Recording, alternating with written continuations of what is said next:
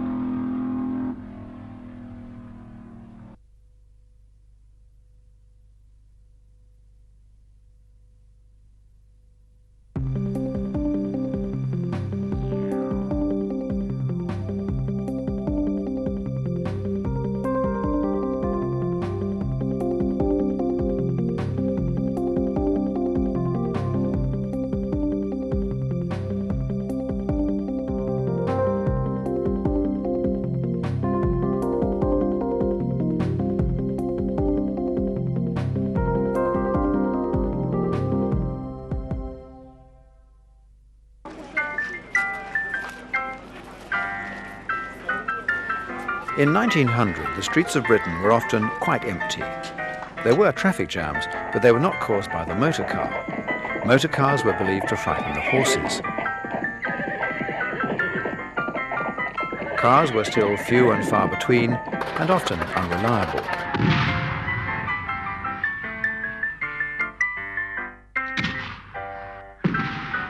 And with unpaved roads, dust was a constant problem.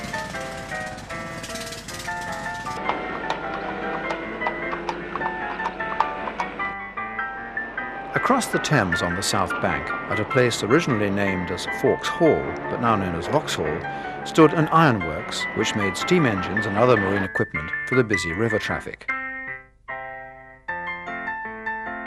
Alexander Wilson and Co. built this twin-cylinder steam-powered paddle wheel system.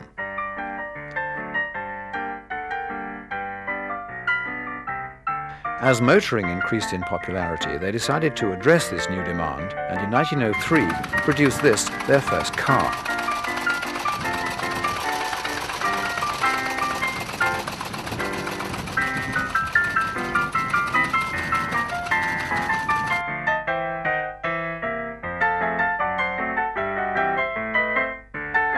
It's a single cylinder with a cylinder under the floor horizontally and the cylinders facing backwards, and it's driving through a two-speed epicyclic gearbox, chained to the back axle. It's a bit like a bicycle really, because it's very direct, but it's very twitchy. You have to hang on.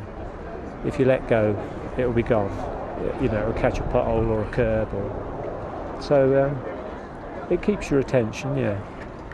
It did do perhaps 20, 25. It's got very small brakes on the rear only, so it's not too good at stopping. You have to get it stopped at the top of the hills rather than the bottom, because you're too late at the bottom. To start it on clockwork, this is the very complicated mechanism of starting it, which Dave Hines from the Vauxhall Heritage Centre has succeeded first throw. No steering wheel, it's a tiller. Start the proceedings, and that's the first car off. Gentlemen and ladies, make a way through the photographers, and off we go. Vauxhall decided to celebrate 100 years in production by recreating an event from the very dawn of motoring, the 1,000-mile trial, a round Britain marathon designed to prove that the motor car was truly a practical mode of transport, not just a plaything for the rich. The route will cover England, Wales and Scotland, ending after 2 weeks and 1,400 miles at Vauxhall's headquarters in Luton. Day one takes the convoy from London to Bristol via Newbury.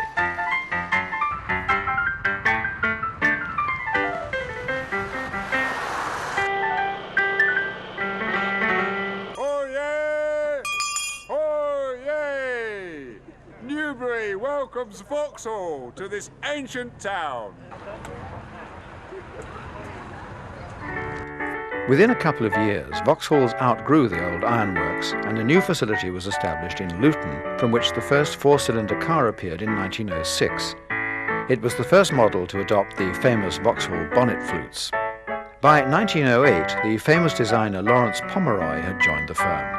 Just 24 years old, he designed the 20-horsepower A-Type for the RAC's 2,000-mile trial.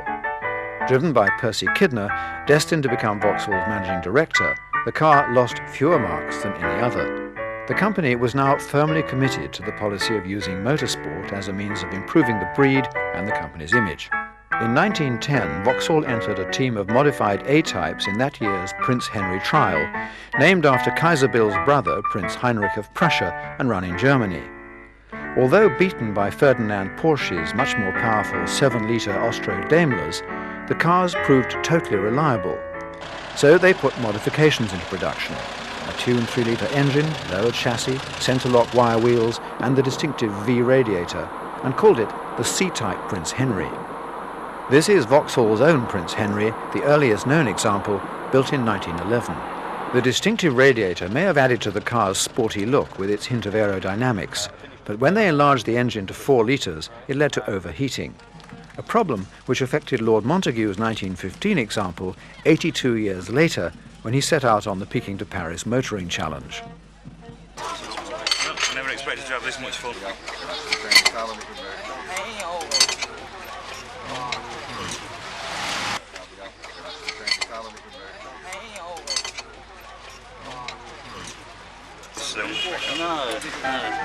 Prince Henrys were soon in action all over Europe. Even the Tsar of Russia had one, and in 1913 alone they won 35 hill climbs, 23 races at Brooklands, and 14 reliability trials.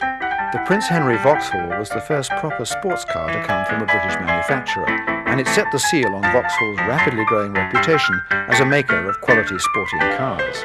For those without sporting ambition, yet keen to bathe in the reflected glory of Vauxhall's sporting prowess, the company came up with the D-Type in 1913. This was a detuned and sanitized version of the Prince Henry. Only a few were sold before the First World War broke out, but the D-Type was just what the Ministry of Defence were looking for to serve as a staff car. The army bought nearly 2,000 of them. This is General Allenby being driven into Jerusalem after the defeat of the Turkish army, and one can imagine this to be Lawrence of Arabia setting off from his beloved Wadi Rum in Jordan.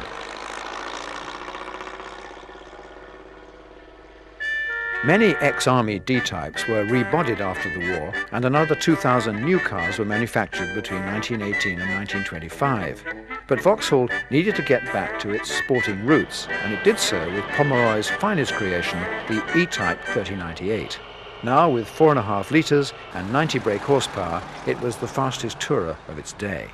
It was such a good car because it was basically a thumping big engine in a very light, flexible chassis. And the cars go like hell. The problem is they don't stop too well. I mean, this only has brakes on the rear, so all my braking is heaving on a big handbrake with an emergency brake that actually I never really dare use because I think it'll wind up the whole transmission.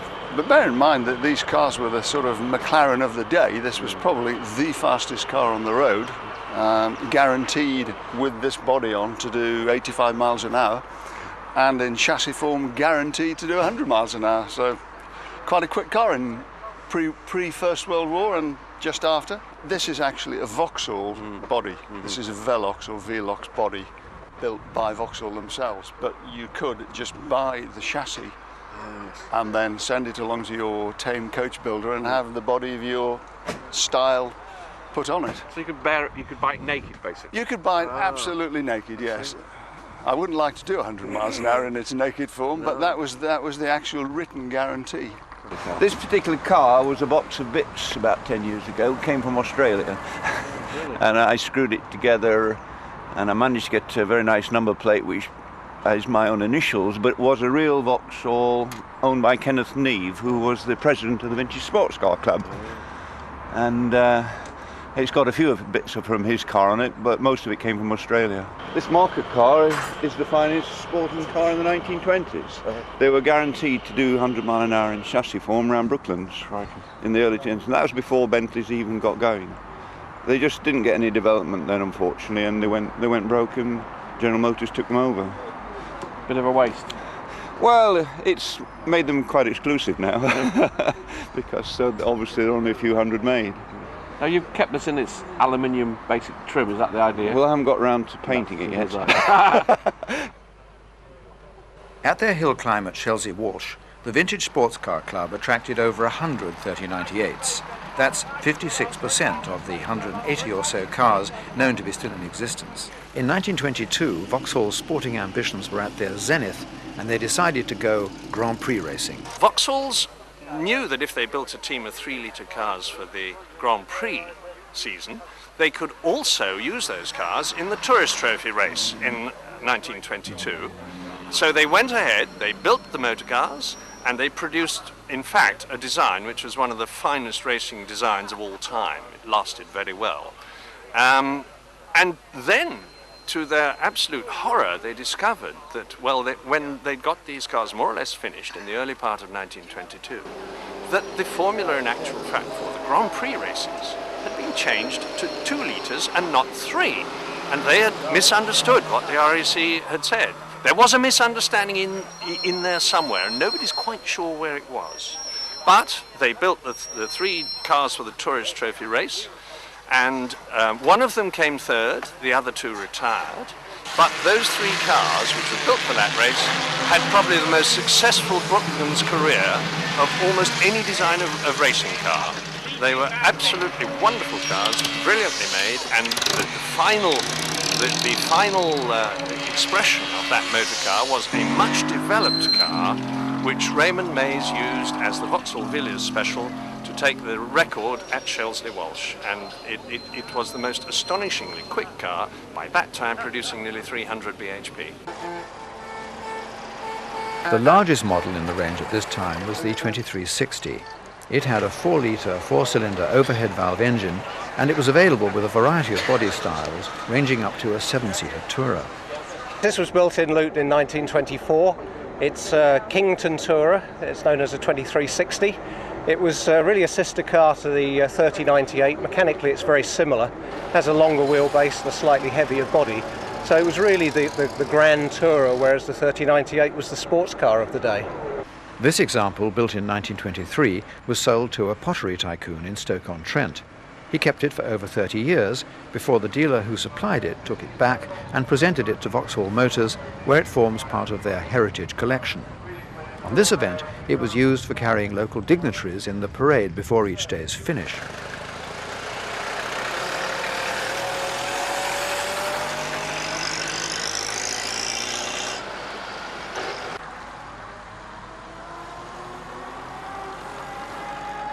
Also announced in 1922 was the M-Type 1440. This was Vauxhall's big seller in the early 20s. It outsold the 3098 by 10-1. It had a 2.3-litre 4-cylinder engine and 4-wheel brakes from 1925. Raymond Rowe has brought his 1928 1440 Tourer over from Ireland. It's sort of an everyman type of car. A cheap sports car, but we've had great fun out of it. This car came with a batch of 3 others from Australia. It was auctioned in London about 10 years ago, and a friend of ours, Roland Frayne, has restored the 4 of them, and they're all now back on the road in Ireland at the moment. He just finished the last one now this year, and we've had 4 years of great fun out of it.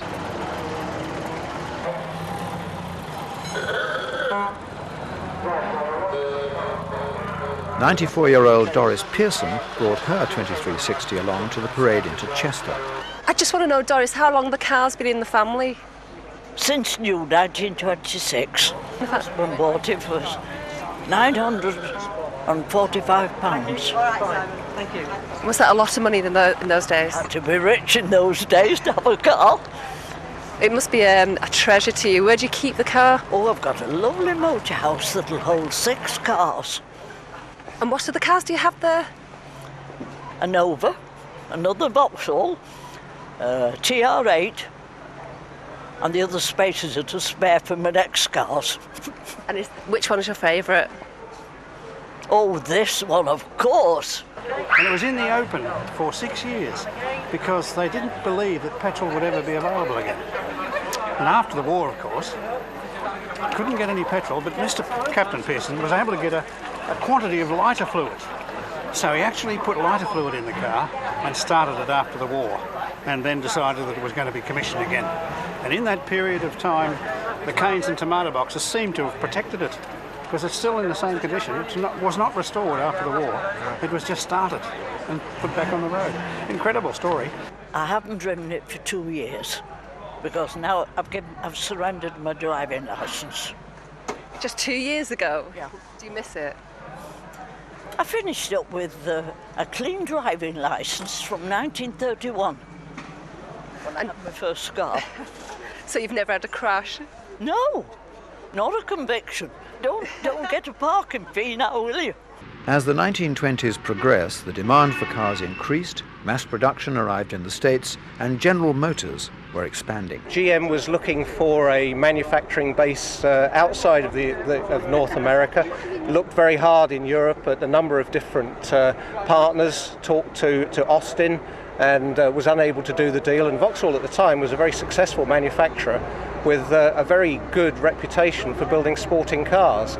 So I think GM saw that as a real opportunity to establish a European manufacturing base and a European presence. The product was very successful, it did extremely well in those days, and it was a great starting point for GM outside of North America. In the year ending 1926, Vauxhall made a profit of just £36, yet GM paid £2.6 million for the facility. The first new model under the new ownership appeared at the end of 1928, the R-Type, a car with a Vauxhall front and a Buick rear. It's a very interesting car in that it's got nothing in common with the previous Vauxhalls and nothing in common with the subsequent Vauxhalls. It was a single model policy that came in 1927. This car replacing the 2360 and the 1440 with one model. At about £440, this is a Bedford saloon, was the cheapest in the range. The price was the same as the smaller 1440 in the previous pre-GM days, but the size was about the same size as the 2360. So it was a definite move towards a more economy car, but obviously nowhere near as cheaper car as was produced in the 30s, starting with a Cadet, which had largely American influences in the engine and very much more like a Chevrolet. But this engine is particularly unusual in that it's got 9 main bearings, is enormous, 2.8 litres, and it's soldiered on following the R's to the T and the silent 8T, by which time it had grown up to about 3.2 litres. After 1929, these cars were called Richmonds. And it was for the obvious reason that GM had then realised that they were going to use the word Bedford for trucks, and it's hardly a thing to do to have their top-of-the-range luxury saloon called after a truck. The 2060 was available in a variety of body styles, including the pretty Melton two-seater drophead with dicky. By 1929, the Melton had become the Hurlingham with its fashionable and rakish high bonnet line.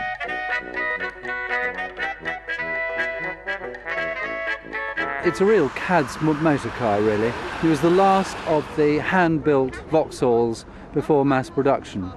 And my father spotted this car in a showroom in Knightsbridge when he was 28 years old. In fact, he was living in a little love nest in Bayswater with this lady. Married my mother, not his girlfriend. When my father died, my mother told me that he had kept in touch with this girl, and I went to see her in the Forest of Dean, quite a long way from where we lived, and we had a very moving reunion, in fact. She hadn't seen the car since before the war. So it's quite a few memories for this car.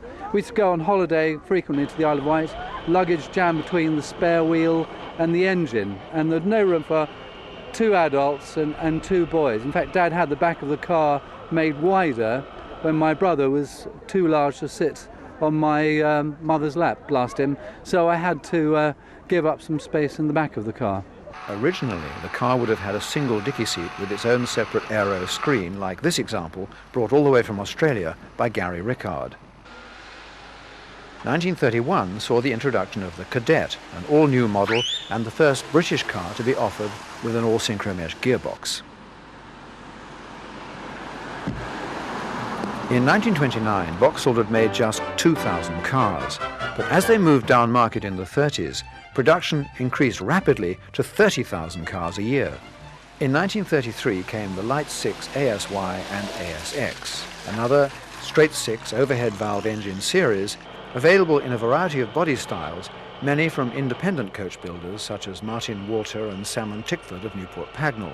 The model is the 1934 ASY 12 horsepower, which was sent to Salmon Tickford at Newport Pagnell as a bonnet, windscreen and plain chassis, which they put the body on, and the Tickford hood which winds down, which was Salmon Tickford's patent, which the blacksmith was caught designing it in his lunch break, and rather than sack him and it go to some other company, they paid him £1 for every one that was produced. From 1935, the Light series became DYs or DXs. Alan Jackson's 1936 DX Coupe has an interesting past. It's a very unusual car, being a two-door coupe, but it's an unusual colour. The reason for the unusual colour, it was first bought in 1936 by British film actress Anna Lee. She owned the car until 1939, and she went to Los Angeles to make films in the USA. One of the interesting features about Arthur is the mascot. The mascot is a bird in the egg, and it was only used in 1936 cars. The shape of the car is a two-door coupe, and the actual body was made by Presteel of Oxford, and then it was shipped to Luton and assembled at the factory in the usual way. The interior was done by Grosvenor. As you can see by the door panel, it's done in a sunburst design. Also, the door handles and all the interior fittings, which would normally be chrome, in this case are all painted the same body colour. That is because in the 1930s sort of Art Deco period, and the fact that this car was actually personalised for Anna Lee is why that is all done inside, and is quite different from any other Vauxhall that I've ever seen. Vauxhall still had a big 6 in its range, the GL 7-seater limousine with 3¼ litres.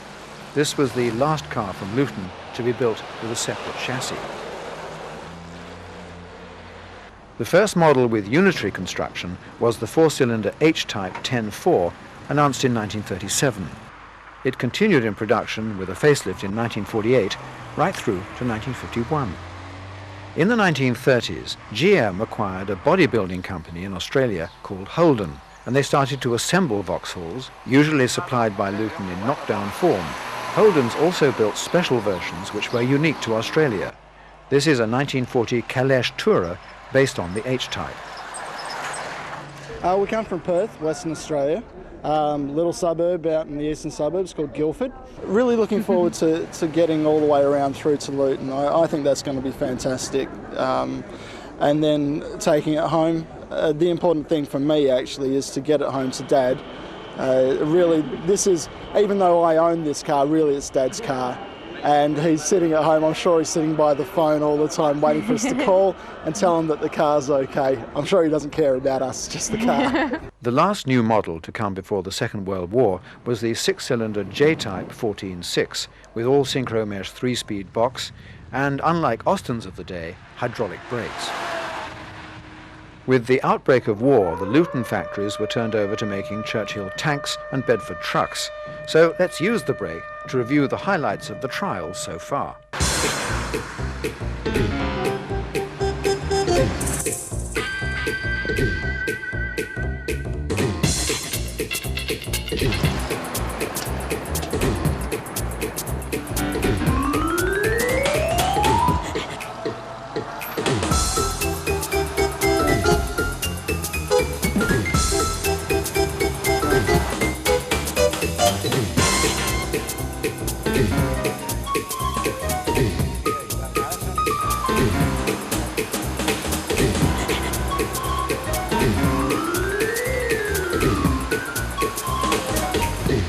What would you like, tomato or minestrone?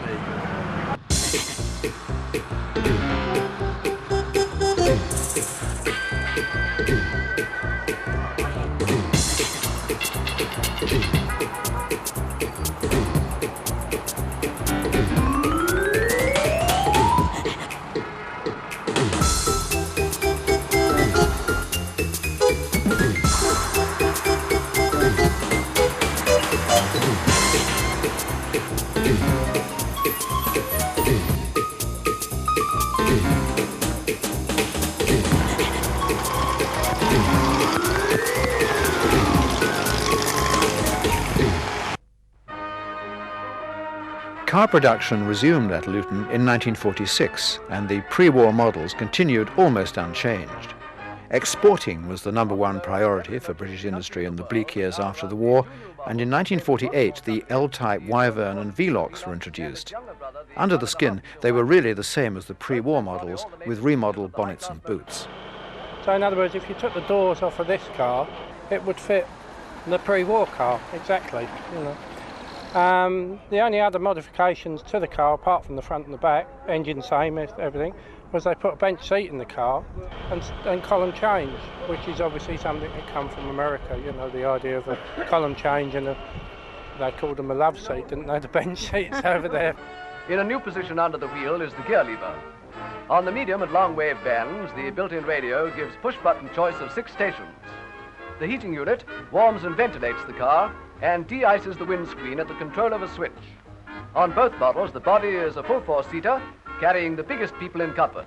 The armrest, however, is fitted to the Velox only. The independent suspension system is progressive, automatically meeting surface conditions. The bonnet opens from the inside and has a special safety catch in front. Opened up, it shows how very accessible is everything connected with the engine, the power unit, which in these models really means power. Obviously, there's loads of room for luggage.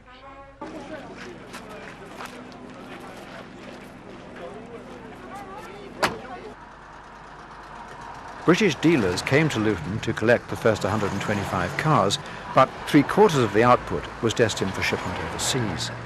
Against the familiar background of Tower Bridge, the cars are swung inboard, representing Vauxhall's contribution to the many countries hungry for good cars. So, regularly from the great port of London, and not only London, Vauxhalls journey on the high seas. They go to the great community of motorists of all nations, the fellowship of all who appreciate good cars. They contribute to world commerce, surest guarantee of international understanding and peace.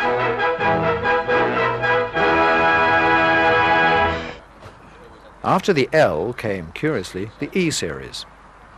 The E model launched in 1951 and ran to 1957.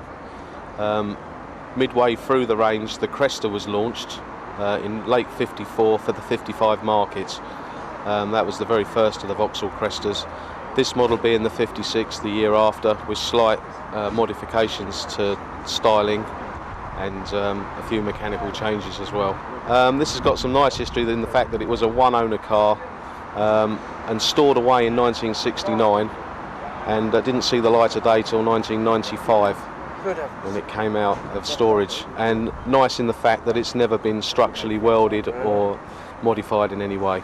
My, how car ads have changed since the first days of ITV. Whoa there, children, what's all the hurry? Ah, I see, it's an exciting moment when Pop arrives home with his new Vauxhall Cresta. Plenty of room inside? Big windows to see out of? Room enough in the boot for a bunch of stowaways. Gosh, what an engine. 2 1/4 litres in there, Jimmy. Lots of zip, long life, and light on petrol, too. Plus, of course, the go-anywhere, climb-anything, top-gear performance that makes driving a treat. This is a car that pleases the whole family. If you want 4-figure engineering at a 3-figure price, see your Vauxhall dealer.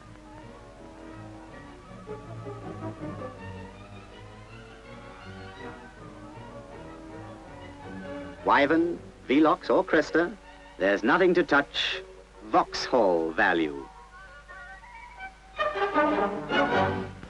In the immediate post-war years, many cars were exported in kit form. This 1955 Cresta went to Switzerland. It was produced in Luton, came in parts to Switzerland and was assembled in Biel, Bienne on the Lake of Biel. It's been in the family from the beginning. It belonged to a great uncle of my wife, and we have the car ourselves since 1973. We had a bit of trouble with the engine last summer. We had a lot of trouble getting the necessary spares from England, from everywhere and anywhere, and often it was the case that it weren't the right spares because the car is left-hand driven and not right-hand driven. But in the end, on Tuesday we got the car on the road again, and on Thursday we left. We made it just in time. In 1948, there was a big push after the Second World War to produce Australia's own car, and Holden were the most obvious choice. General Motors backed them on that, and from 1948 on they started producing the Holden car. Prior to that stage, Vauxhall had been the biggest selling English car on the Australian market and still kept that part of the market for probably another 5 years. E-types come in many variations. The Maudsers have brought their Velox from Sweden. This is a Vagabond drophead. The Vagabond's a model that was unique to Australia. The convertible version wasn't available anywhere else. General Motors Holden over there thought it necessary to build a convertible on the E-model. They're only built between 1953 and 54, and probably somewhere between 1,000 to 1,500 were built during that time. This particular car pretty much was a one-owner car. It's been on the road for 25 years now, done about 60,000 miles, gets used nearly every day. And it's been across Australia from Sydney to Perth, Sydney to Adelaide, Sydney to Brisbane. It's done its fair share of work, towed a trailer, so it's been around. And another Australian favourite, the Ute. The front section and the cabin were imported into Australia from Vauxhall Motors to General Motors in Australia, and CKD it was, and then assembled there, and the rear tray section was made by General Motors Holdens, and it actually is shared. It shares the Holden utility rear section. So they made them from around about 1952 to 56 as Holdens, and the Vauxhall went from 52 to 57. With transatlantic styling, the new Victor had the traditional bonnet flutes moved to the front wings. This model came out in 1957, and it was as a result of Vauxhall wanting to replace the E-Series range, the Wyvern, Velox and Cresta, which shared the same body for 4-cylinder and 6-cylinder variants, to replace it with a 2-shape range, and this one succeeded the Wyvern, so this was the 4-cylinder one, and the larger Velox and Cresta came a little bit later. So Vauxhall very cleverly extended the appeal of the range with 2 attractive body shapes. And the interesting feature is, of course, the panoramic windshield, which it was decreed in America by the designers over there that GM's complete range for the mid-50s, all of them should include the panoramic windshield, so Britain was no exception, and that's the reason why it has that particular window shape. This particular car I bought in this particular condition 6 or 7 years ago, having had one in 1964, and I have to say I went on to another make beginning with F, and I happened to see 6 or 7 years ago a Vauxhall Victor on the front of a publication on a newsstand, and I thought to myself, well, I've got to have one of those cars again, you know. So I hunted around, and not really having the inclination or the facilities to restore one again, I bought this one in this condition, and it's proved to be a very good buy.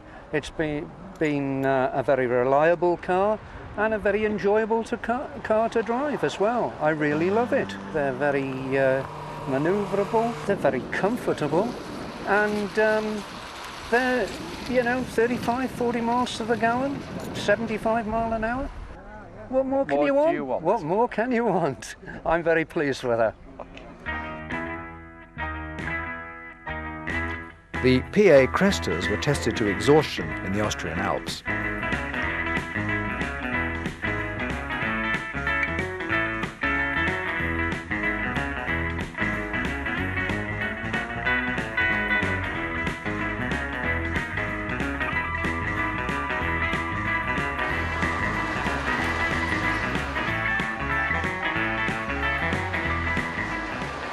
The PA's little tail fins were as near as we conservative British ever got to copying the outlandish rocket fins seen in the States.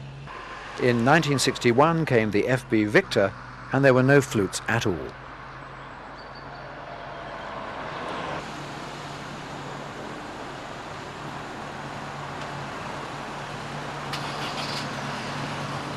These cars were imported as kits, CKD, completely knocked down, and the information I've been given is about 650 were brought to Australia. They were not really a great sales success in the long term because you could buy a six-cylinder Holden for £200 less. It didn't have the comforts and creature comforts and instrumentation and etc. that this car had, but it was a six-cylinder car, and Australians like six-cylinder cars. The instrumentation is comprehensive with a tacho and an oil pressure gauge. Bucket seats in the rear with an armrest, which was unusual in that day. Bill Blydenstein raced these, and one of them got third in the European Touring Car Championships in 1963. 1962 saw the end of the spectacular PA Velox and Crestas with the introduction of the PB series. Production increased dramatically in the early 60s. Motoring for the masses had really arrived. Bedford truck production was moved to Dunstable, and in 1961 construction started on a brand new production plant at Ellesmere Port in Cheshire. One day in 1963, the nation woke up to find a new kid on the block. Vauxhall had a new small car, the Viva, news which was certainly something to make a song and dance about.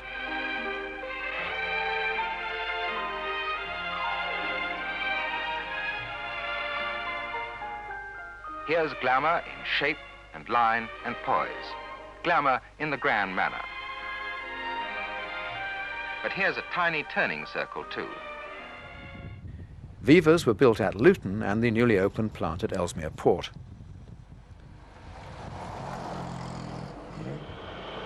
Within 3 years, the boxy HA had metamorphosed into the elegant HB with its understated Coke bottle lines, a trend in which Vauxhall beat Ford's Mark III Cortina into production by some 3 years. There was a trend too in the industry to market sportier versions of family saloons with tie-ins to the motor racing world of the day, the Lotus Cortina, the Mini Cooper. Vauxhall, not to be outdone, came up with the Brabham Viva. Based on the Viva SL90, for just £50 extra, you got 15% more power and the Go Faster stripes. The Coke bottle shape was applied to the Victor as well, and Sterling Moss was hired to give the new FD a shakedown. Naturally, he arrived in the new Viva HB. Of course, I'd seen the new prototype of the new Victor, but as yet I hadn't driven it.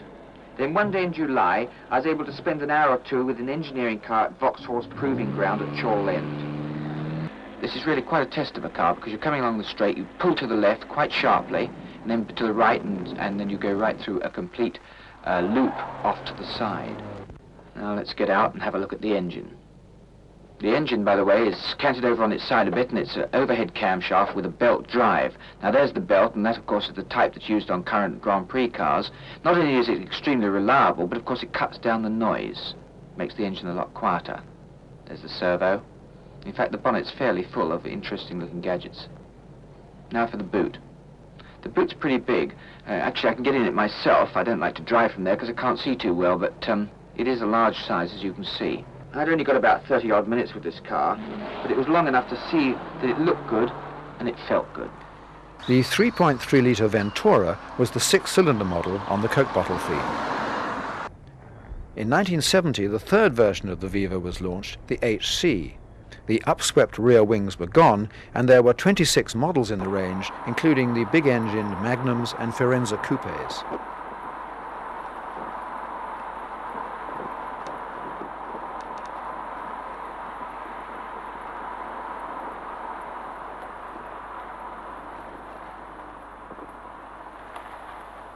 Off-road testing was severe.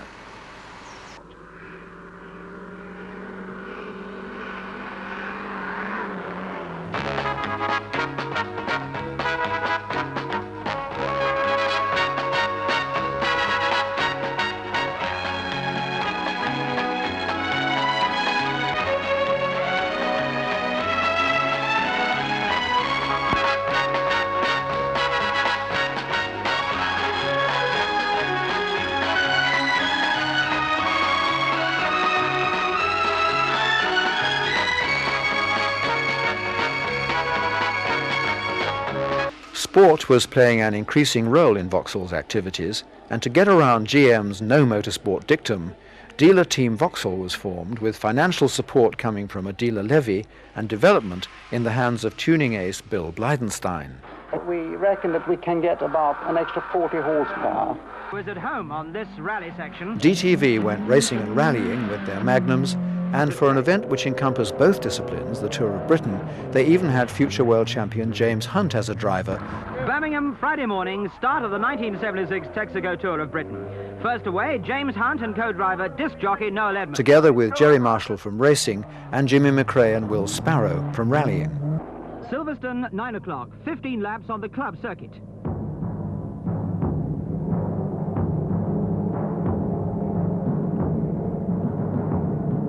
In this race, Timo Mäkinen, the Finnish rally ace, and former European rally champion Walter Röhrl are eliminated with engine trouble. From the driving seat, Jerry Marshall has a different view of the action. Nice start by the two Dolomites. Colchis running a bit wide here. Let's see if we can get... That's it, lovely. Got straight by him. Now, let's see what we can do to Mr. Pond. Not making much impression at the moment. Never mind. He'll have to go around the next corner. We'll see what happens. Gordon Spice and 3 to Capri. He's going to be a menace. We knew that would be too fast for us. Try a bit of braking here. Down to second. Tuck in early. Scrabbling for traction. Lovely. Into the lead. Great. Into third. Now then. Oh dear. Couldn't seem to be able to hold Gordon off at all, do we? Very quick, that 3 to Capri. Dolomite coming up on the left as well, I'm afraid. The 6-speed box of the Dolomite seems to help. See what happens now.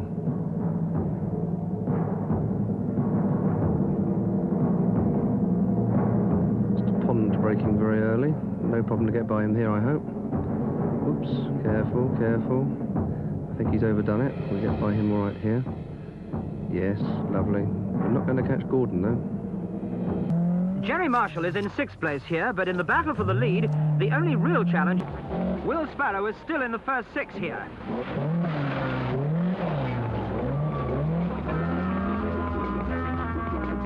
And Jerry Marshall in the other Vauxhall. Most prized among the Firenzas was the very rare HP version.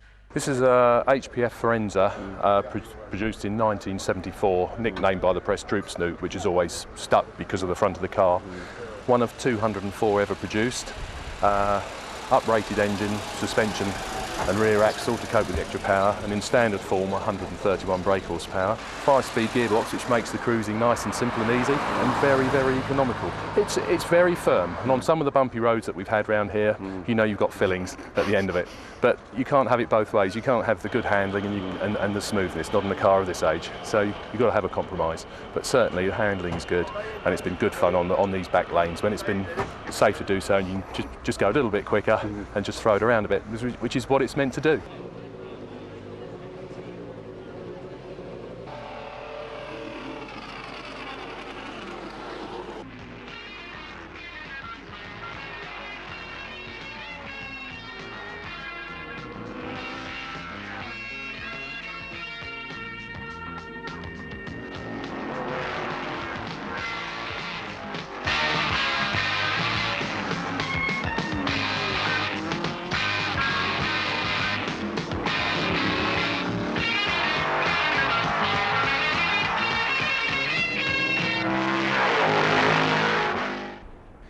By 1975, the hatchback was the coming shape, and GM had been developing their first such design, the Chevette. Originally available only in hatchback form, saloons and estates arrived in 1976, and the Viva HC range was no more.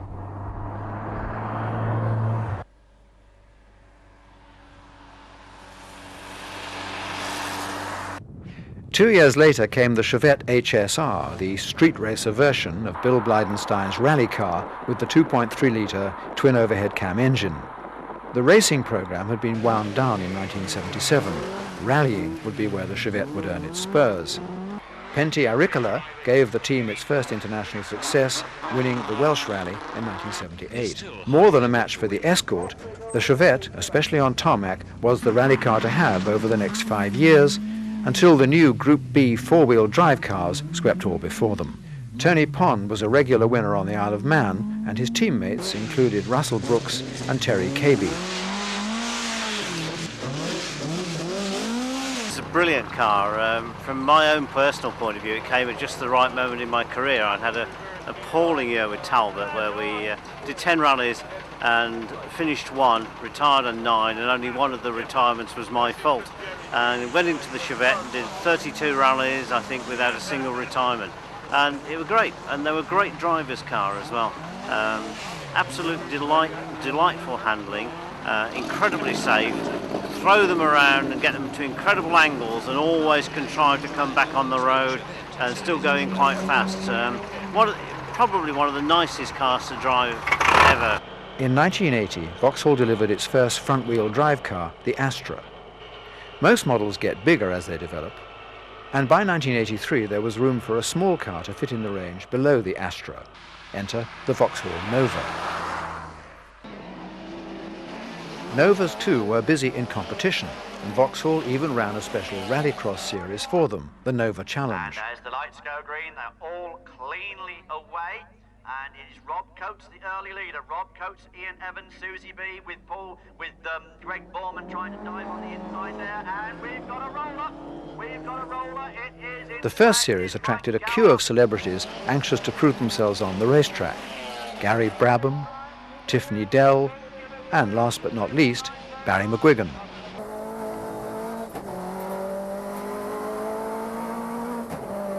Tiffany Dell is driving the yellow Nova.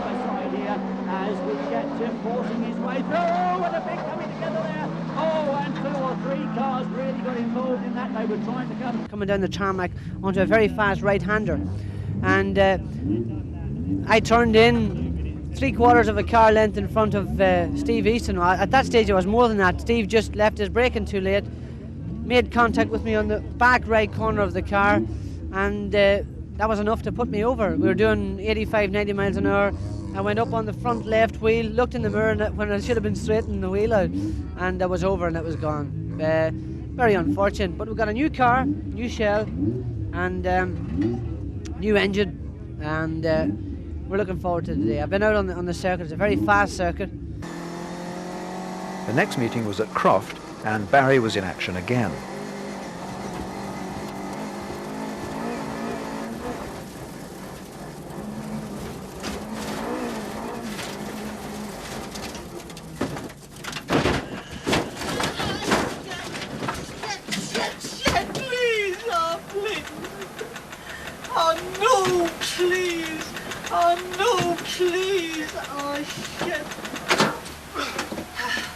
You all right, Madge?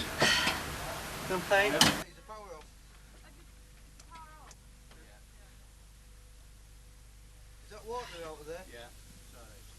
After that carnage, let's return to the rather more sedate 1,000-mile trial.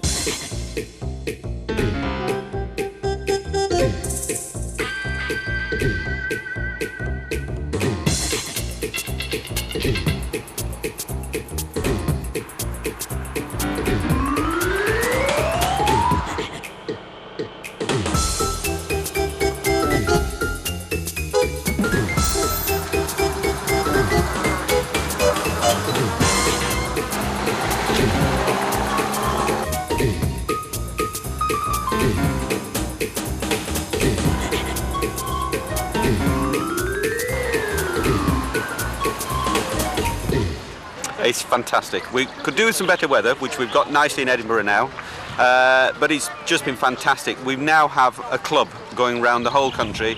The media are fascinated by it. The public are turning out in their thousands. It's just been fantastic. Better than I could have hoped.